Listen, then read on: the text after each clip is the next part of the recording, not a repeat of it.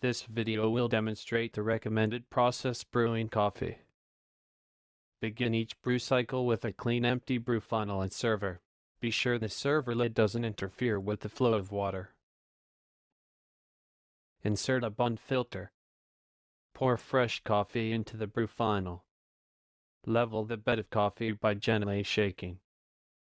Place an empty server under the funnel. Slide the brew funnel into the funnel reels on the brewer, making sure that it is fully seated in the back of the funnel reels. Select a batch size.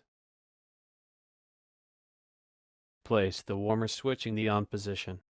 Momentarily press and release the assigned brew switch.